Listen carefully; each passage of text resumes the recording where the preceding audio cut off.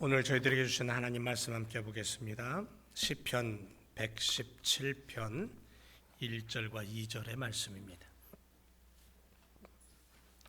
함께 목소리를 맞추어서 함께 말씀을 읽고 하나님 앞에 영광 올려드리길 원합니다. 다 같이 시작. 너희 모든 나라들아 여호와를 찬양하며 너희 모든 백성들아 그를 찬송할지어다. 우리에게 행하신 여호와의 인자하심이 크시고 여호와의 진실하심이 영원하미로다. 할렐루야. 아멘. 우리 다시 한번 인사할까요? 주님의 이름으로 사랑합니다.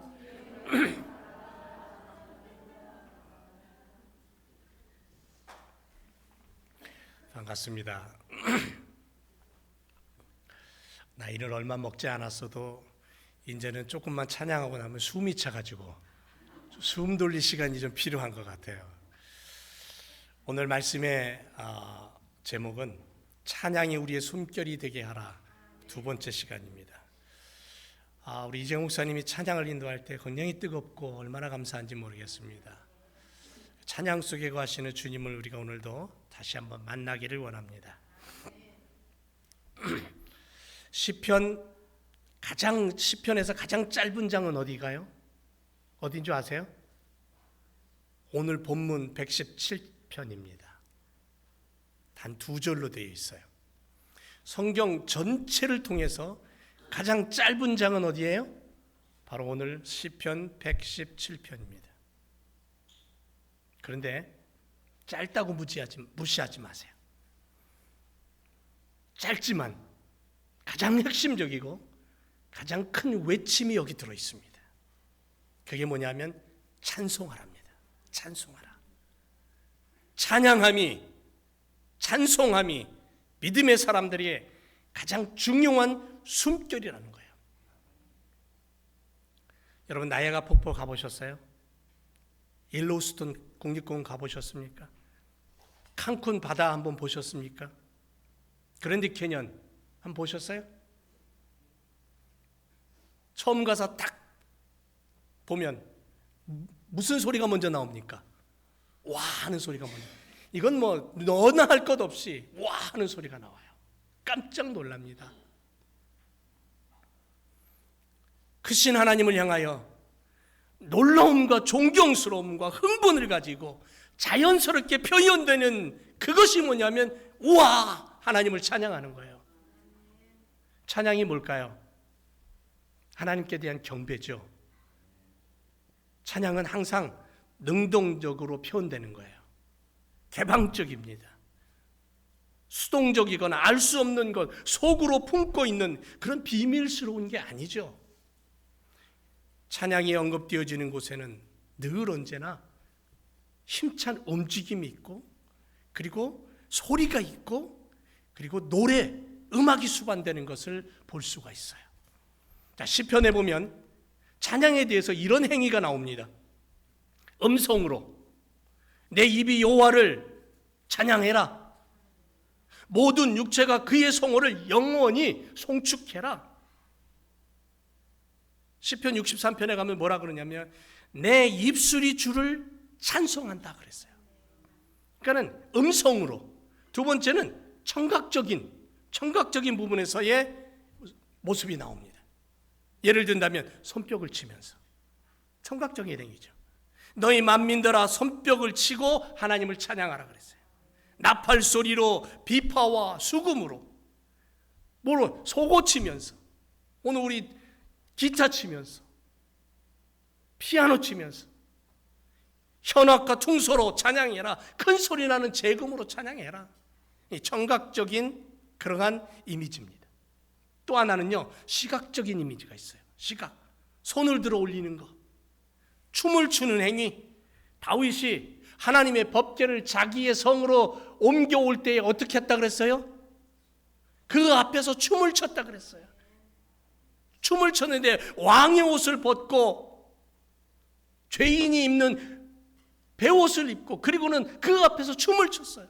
얼마나 열정적으로 춤을 췄으면 바지가 내려가는 것도 모르고 왕이 그 정도로 하나님 앞에 무릎 꿇는 행위, 이런 것들이 하나님의 하나님의 성호를 높이며 찬양하는 그러한 이미지로 성경에는 우리에게 말씀하고 있어요.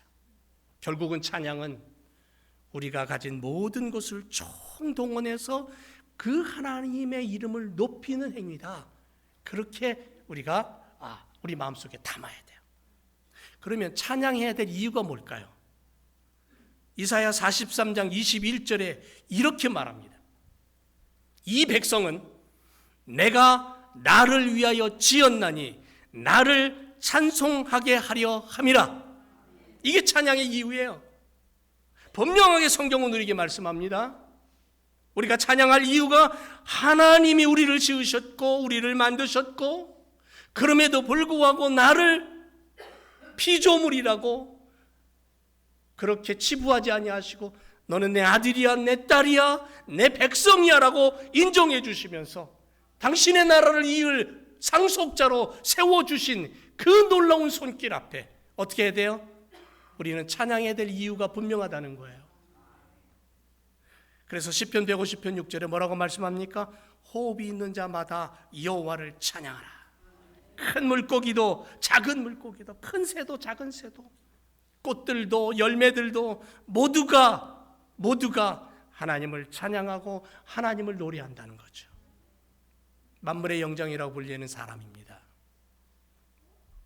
명예나 지위 너무도 덩치가 크고 재물과 학식 비대해지고 그러다 보면 사람들이 사람의 소리를 좋아하고 세상의 소리를 좋아하고 그렇게 되다 보니까 하나님의 소리를 싫어하게 되고 하나님을 멀리하게 되는 거죠. 말씀을 싫어하는 거예요.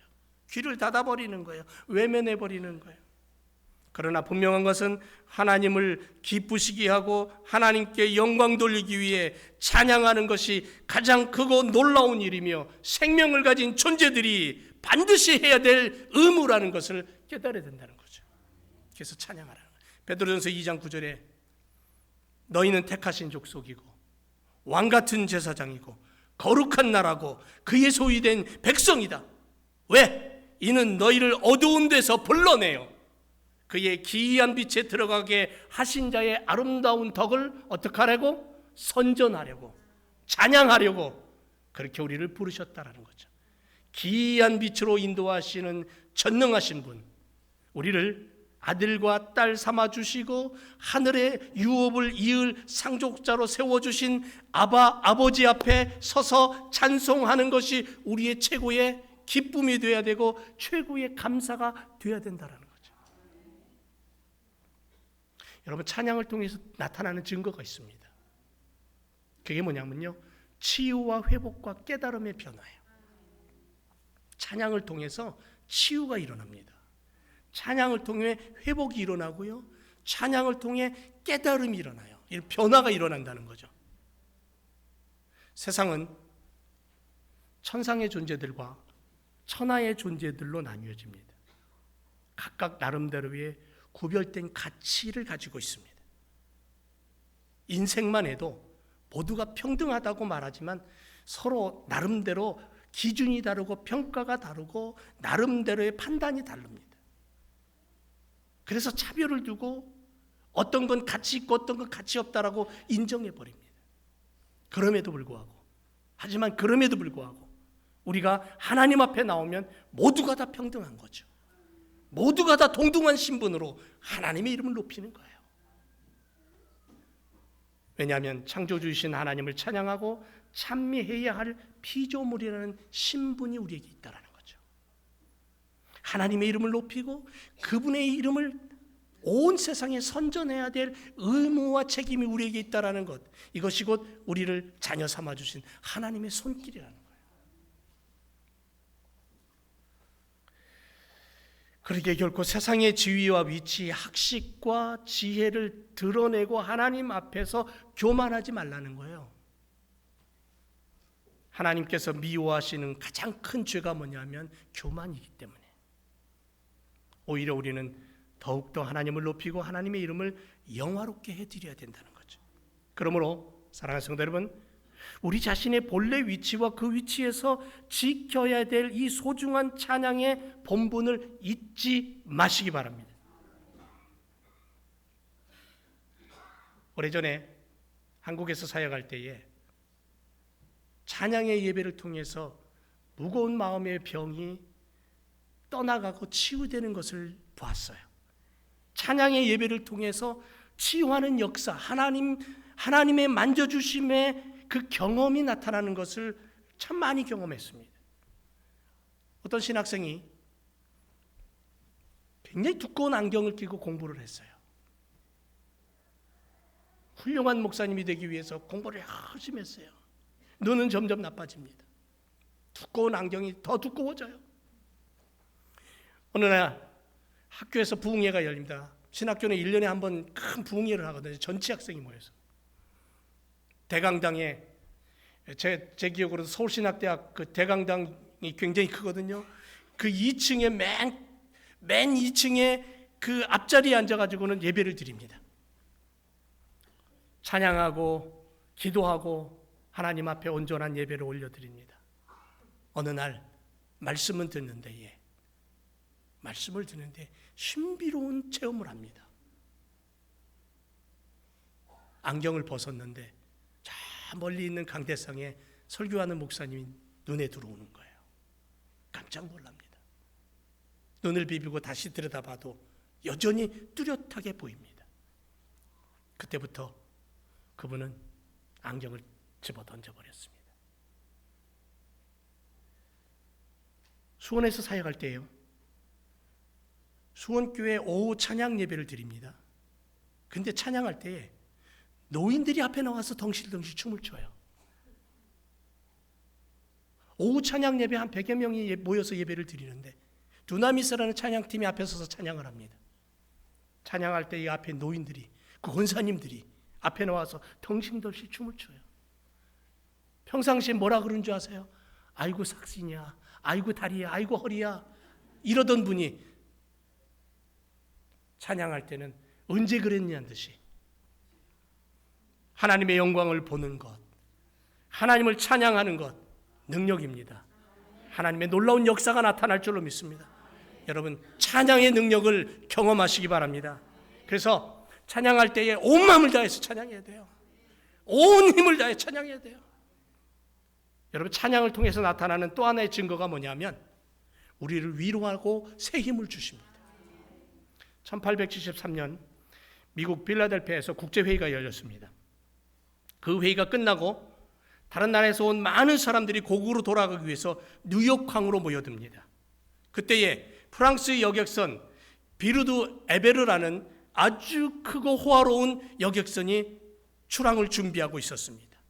그해 11월 15일 예정대로 이 여객선은 출발을 합니다. 근데 그 가운데에 스패포드 교수 가족이 그 배를 타게 됩니다. 부인과 네 딸. 이 스패포드 교수는 함께 가기를 원했는데 마침 그때 시카고 대화재가 일어납니다. 그래서 자기가 가진 그 엄청난 재산이 다 불에 타서 없어지고 자기가 주일학교 교사로 섬기던 당시의 유명한 무디 선생의 무디 교회도 불타서 없어져 버립니다. 그래서 그는 도저히 떠날 수가 없었어요. 가족들과 함께 자기 재산을 다시 정리하고 그 다음에 교회에 이 불탄 것도 뒷정리해야 되고 여러 가지 처리해야 될 일들이 너무 많았어요. 그런데 이 스패포드의 부인은 건강상의 이유로 빨리 쉼을 얻기 위해서 떠날 수밖에 없었습니다. 환경을 바꿔줘야 됐어요. 굉장히 몸이 아팠습니다.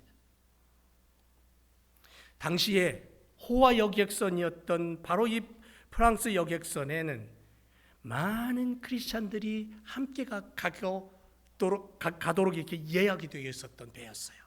그러니까는 아주 좋은 기회다. 배를 타고 가면서 크리스찬들과 이 많은 대화를 나눌 수 있으니까는 마음의 평화도 얻을 수 있을 것 아니냐. 그래서 이 아내와 네 딸은 그 배를 태워 보내게 됩니다. 그때에 참 이상한 예감이 들었는지 모르겠지만 출발 직전에 아버지가 이 선상에 올라서 그 아내와 네 딸을 모아놓고는 기도를 합니다. 그리고 굿바이 키스를 합니다. 자, 기쁨이 가득 찬 승객들과 함께 이 배가 출항해서 일주일 동안 잘 가고 있었습니다. 그런데 11월 22일 새벽 2시 영국의 철갑선이었던 로키안이라는 배와 정면으로 충돌합니다. 그 호화로운 여객선 30분 만에 기울어서 바닷속으로 들어가 버립니다. 226명이 그 배에 타고 있었는데 완전히 물속으로 깔아앉고 있었습니다. 그때에 그 아수라장이 되는 그 배 안에서 스페포드의 부인은 네 딸을 부여잡고 손을 잡고 기도를 합니다. 뭐라고 기도했을까요? 여러분 같으면 뭐라고 기도할까요? 이분은 이렇게 기도했습니다. 하나님 아버지여, 이 사랑하는 내 아이들이 목숨을 건질 수 있도록 해주세요. 하지만 그들이 죽는 것이 당신의 뜻이라면 기꺼이 죽음을 택하게 해주세요. 그렇게 기도하는데 정신없이 배는 흔들리고 아이는 이리 굴고 저리 굴르고 배가 물속에 잠겨버렸습니다.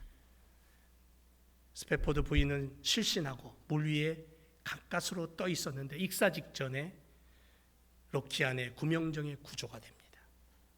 그리고 9일 후에 12월 1일 날 로키안 호에 의해서 구조된 생존자들은 웨일즈에 있는 카디프에 도착을 하고 부인은 시카고에 있는 남편에게 이런 전보를 띄웁니다. 혼자만 구조되었습니다. 자기 전 재산이 다 날아가 버렸습니다. 이것도 큰 시험입니다. 그런데 자기가 섬기는 교회마저 완전히 불타고 없어져 버렸습니다. 그것도 부족해서 큰 시험이 꼬리를 물고 몰아닥칩니다. 잠시 정신을 잃을 지경이었습니다. 전 재산을 잃었을 때에는 그래도 다른 사람도 동일하게 그렇게 불이 나서 다 없어졌으니 위로가 됐어요. 나뿐 아니기 때문에, 나만 아니기 때문에. 그런데 이 위기가 자기 신변 가까이에서 밀어닥쳤을 때는 정신이 아득했습니다. 누구나 다 마찬가지였을 거예요. 프랑스에서 만나자는 약속의 키스는 이별의 키스가 되었고요. 다시는 사랑하는 애들을 볼 수가 없었습니다. 가슴이 찢어졌죠. 내 아이를 잃고 허둥대고 있을 부인을 생각하면서 불이 나게 영국으로 가는 배편을 알아보고는 그 배를 탑니다. 12월 초에 가장 빠른 배를 타고 가는 그 중에 어느 날 선장이 이 스페포드를 교수를 부릅니다. 그리고는 하는 얘기가 지금 우리는 당신의 아이들이 타고 있던 배가 침몰한 그 위를 통과하고 있습니다. 이 말을 들었을 때 이 아버지는 어땠을까요? 선실로 뛰어들어가서 방문을 닫고는 그 밤이 야곱처럼 보냅니다. 창세기 32장에 약복강 나루토에서 씨름하던 야곱처럼 그렇게 울부짖습니다. 누구보다도 하나님을 사랑했습니다. 그런데 어째서 이토록 큰 시련을 주십니까? 그리고 하나님 앞에 따졌습니다. 그 많은 재산 다 쓸어가고도 무엇이 부족해서 사랑하는 나의 내 아이들을, 내 딸을 이렇게 데려가 버리고 마십니까? 라고 고함을 칩니다. 하나님께서 나를 버리셨습니까? 그렇게 하나님께 캐물었습니다. 하나님 진정 살아계시다면 어째서 그리도 가혹한 일을 벌리실 수 있습니까? 그 밤에 하나님을 향해 따지고 또 따졌습니다. 그 마음속에 일어나는 심한 갈등과 의심과 불안과 공포는 꼬리에 꼬리를 물었고요. 그는 밤이 깊도록 울부짖고 또 몸부림을 쳤습니다. 왜냐하면 해답을 얻어야만 했기 때문에 그래요. 그가 울부짖는 그 시간에 내 아이의 환상이 활동사진처럼 자기 뇌리를 스쳐 지나갑니다. 그 마음에는 심한 폭풍이 정말 헤아릴 수 없는 허리케인이 휘몰아치고 있었습니다. 그렇게 밤 자정이 훨씬 넘도록 몸부림치고 울부짖고 있는데 갑자기 어떻게 된 일인지 걷잡을 수 없었던 심한 폭풍이 갑자기 잔잔해집니다. 그 순간 세상에서 느껴보지 못한 평화가 그를 감싸 안습니다. 주위가 지극히 고요하면 아주 작은 소리로 들려오는 것처럼, 여러분, 우리 영혼이 지극히 잔잔하면 하나님의 속삭이는 그 작은 소리가 내 마음을 두드리는 것을 느끼게 되죠. 이때 그의 마음속에 떠오르는 한 소리가 있었습니다. 내 영혼 편하다. It is well with my soul. 평화가 강같이 내 길에 따를 때, 슬픔이 파도처럼 굽이칠 때, 내 운명이 무엇이든 간에 주께서 내게 이렇게 말하라고 가르쳐 주셨습니다. 편안하다. 내 영혼 편안하다. 이런 찬양입니다.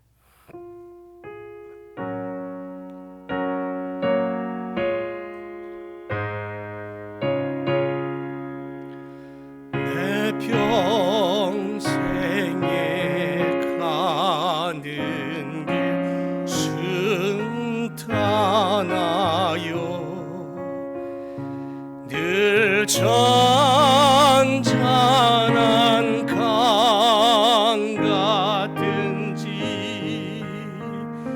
큰 풍파로 못 섞어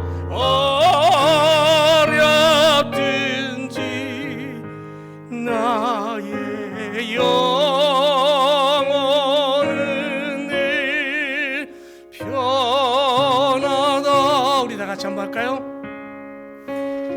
내 영혼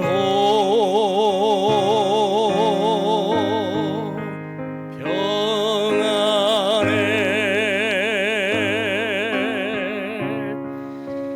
내 영혼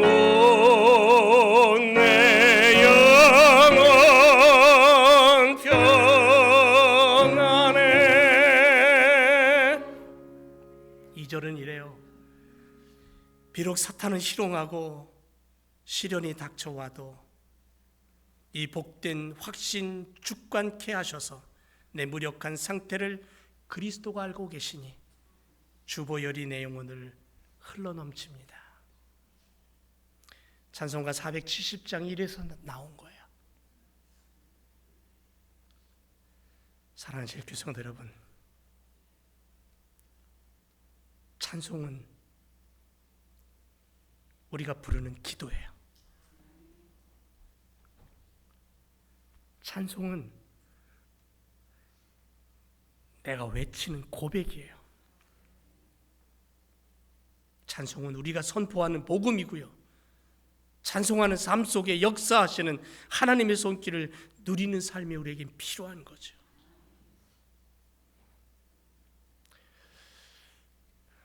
다른 이의 심장을 이식받았어요. 그런데 오늘도 뛰어놀아요. 1년 만에 만나는 은율입니다. 1살 때 심장 이식을 받았습니다. 지금 5살입니다. 작년보다 조금 큰 것 같아요. 그럼에도 불구하고 여전히 가냘프고 작습니다. 엠마와 동갑입니다. 그런데 너무 차이가 납니다. 그럼에도 불구하고 은율이는 다른 이들의 것을 내 것처럼 여기고 내 것으로 만들고 있으며 그렇게 힘내고 살아갑니다. 이것저것 문제들이 많이 있습니다. 그런데도 기도합니다. 그런데도 그 조그만 입술로 찬송합니다. 항암 치료 받으면서 힘을 내봅니다. 언제 끝날지 모르지만 우리 김동재 집사님은 고통에 밀려올 때 주님을 찾습니다.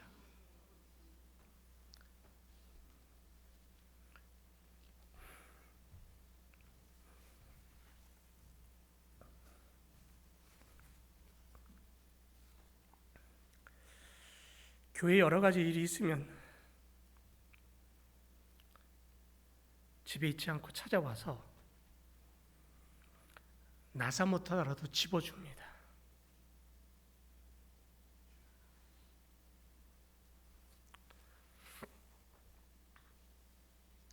그런데 우리 여기 있는 대부분의 사람들, 우리들은 내 것을 가지고 살아갑니다.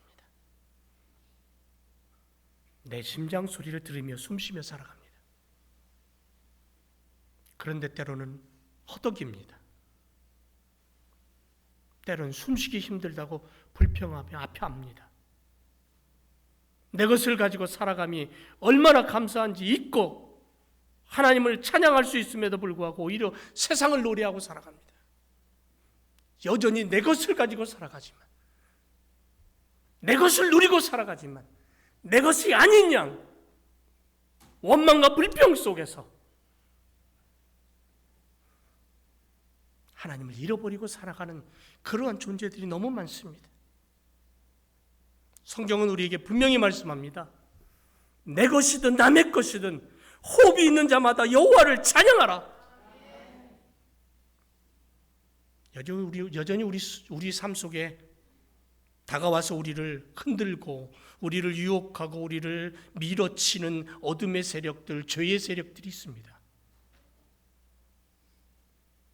그래서 사탄은 잔인한 원수입니다.